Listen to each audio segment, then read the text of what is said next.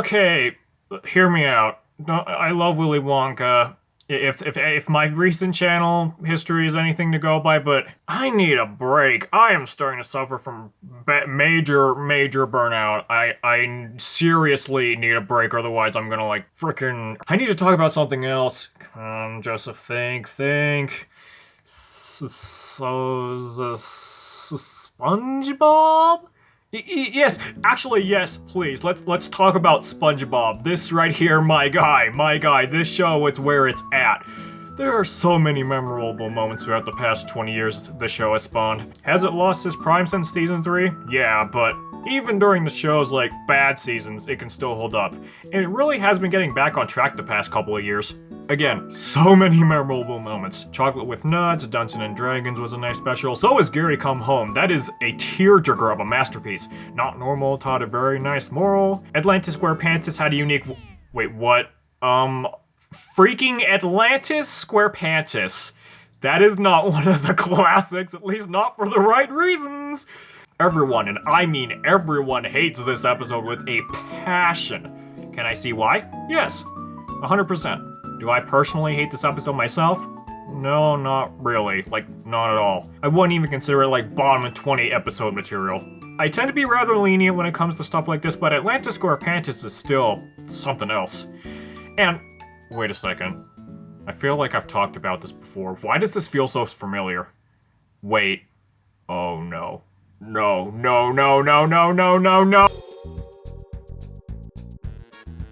You have got to be freaking kidding me.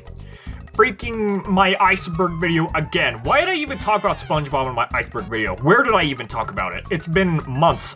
I barely remember, Atlantis Squarepantis. Sorry to remind you guys that this SpongeBob... Okay, yes, I discussed Atlantis Squarepantis in my iceberg video, but does that really warrant its own video essay? Does this really warrant me discussing the similarities between my most favorite piece of media franchise ever and some stupid SpongeBob episode that barely anyone likes? I mean, I didn't go into much detail as to how it may or may not be a Willy Wonka ripoff. I never did give a definitive answer, did I? No, I didn't. Okay, Atlantis Squarepantis and Willy Wonka have at least a couple of odd similarities, but does it really warrant calling this episode a ripoff of Willy Wonka? Let's tear them apart and find out, shall we? During the first 3 seasons of his life, SpongeBob SquarePants was a very well-respected and humorous show. But after Steven Hillenburg just sorta went away after the first movie, the show dropped big time. After the first half of season 4, the show pumped out some genuinely awful episodes. Okay, not some, a lot, but that doesn't mean that they didn't pull off a few good ones every now and then. Sadly, special episodes, those that clock in at least half an hour, usually get the former treatment. Does Atlantis Squarepantis fall in this category? Yes, but only a hair or so. Look, I think this episode is bad, but not offensively bad. This isn't SpongeBob's Truth or Square or SpongeBob You're Fired we're talking about here. But in order to understand my thoughts on this episode, let's actually talk about it first. This episode follows SpongeBob and Patrick as they find a half of the magical amulet of Atlantis. They decide to go to a museum to try and find more information on it, and they actually found out that they have discovered the other half of the amulet, whose first half was at the museum to begin with. The amulet spawns a magical van that runs on song fuel. How in the world would that even work? The van takes them to Atlantis with Plankton tagging along just out of nowhere for no reason. And in Atlantis, they all meet the king, Lord Royal Highness. Sorry, wrong Highness. They explore the kingdom where the characters all go into rooms that each pertain to the characters' I would call them biggest desires, but by this point in the series I feel like a more apt name would be stereotypes. Like how Mr. Krabs loses himself into Scrooge McDuck Rich's room, Sandy loses herself in a really, honestly dull-looking laboratory. Plankton finds the Atlantis weapon armory, Squidward literally loses himself in art in a Super Mario 64-styled art gallery, and SpongeBob and Patrick come face to face with the one object that prompted them to come here to begin with. The world's oldest bubble. Because why not? They accidentally pop it by taking a picture of it, and after some hesitation, they have to face the music. And this is where Lord Royal Highness reveals that the bubble they popped was a fake, and he reveals the real one. And then the two pop the bubble with the picture. Goodness gracious. He gets super ticked off about the bubble and calls his army to destroy them. But things come to a head when they all find Plankton with a huge tank that shoots ice cream. Because why not? LRH instantly replaces the precious artifact bubble with Plankton, and the main gang hitch a ride back to Bikini Bottom with one final musical number.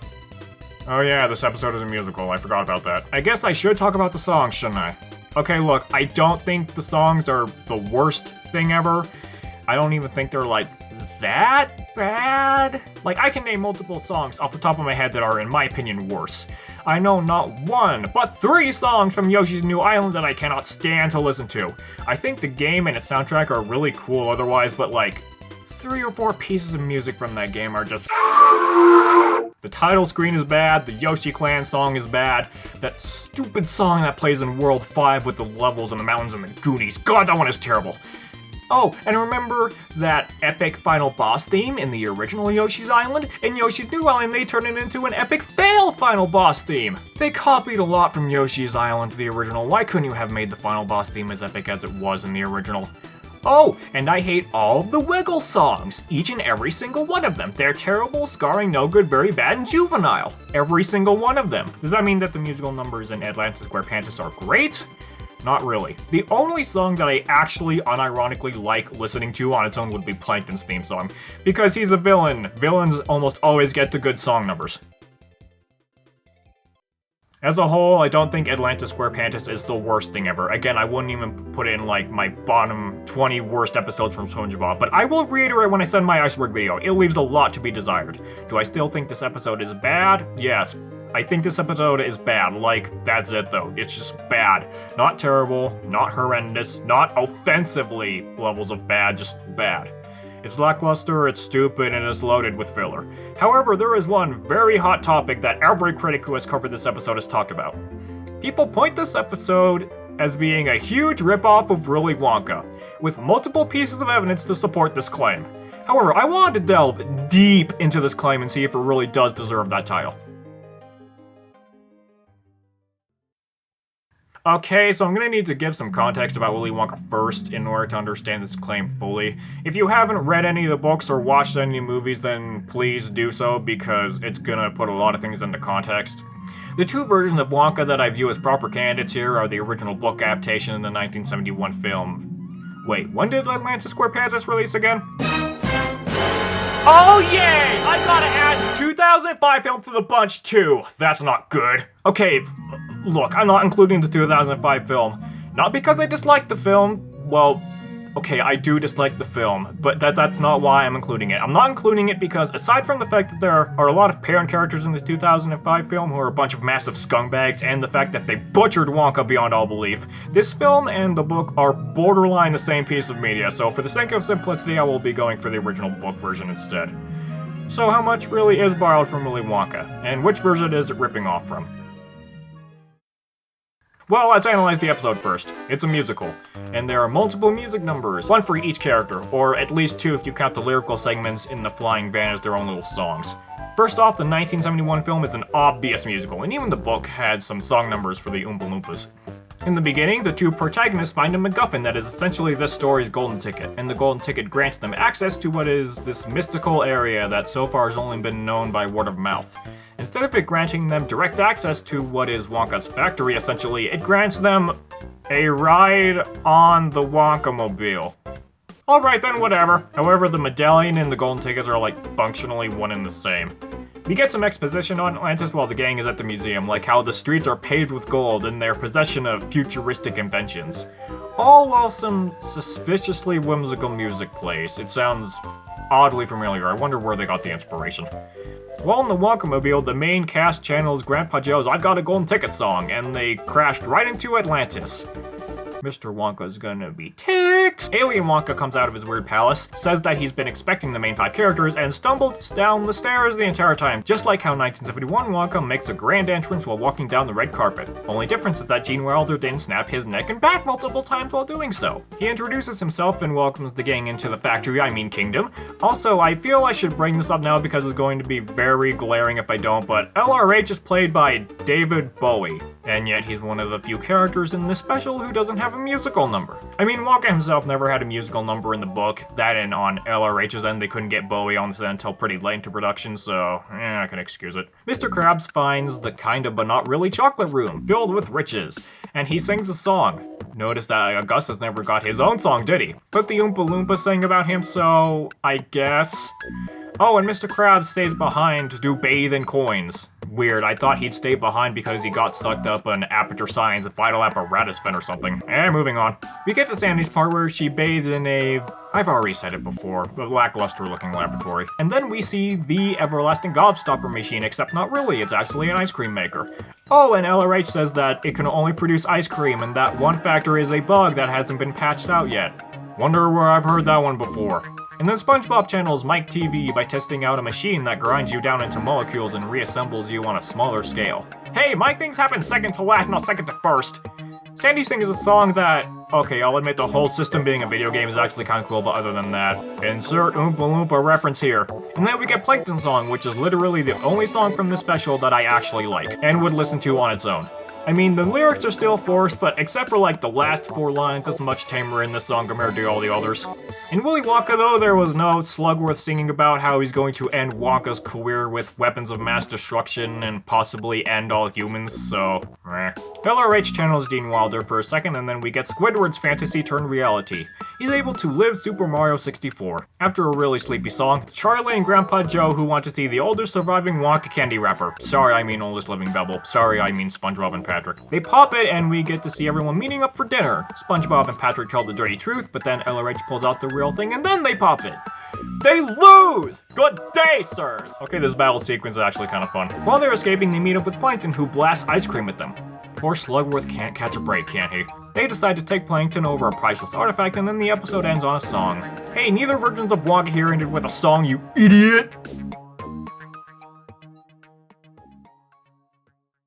So that was one big comparison of Willy Wonka with SpongeBob's Atlantis Squarepantis. So, is it a Willy Wonka ripoff?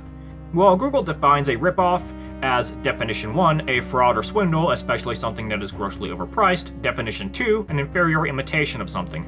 So, after much deliberation, by definition, SpongeBob's Atlantis Squarepantis is a Willy Wonka ripoff, and also not really.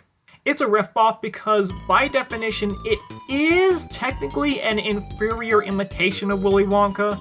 From the general structure, even to the small things like LRH saying that there are bugs I need ironing out, and the exposition of Atlantis and the stories of the magical and wondrous things within. And LRH himself is like a weird mishmash of Gene Wilder Wonka and Book Wonka with a little bit of 2005 Wonka mixed in. He has the softness of Book Wonka combined with the liminal weirdness of Gene Wilder Wonka, and all of it feels like you just took random Willy Wonka stuff from both the book and 1971's film and just smashed it all together with barely any sense of cohesion.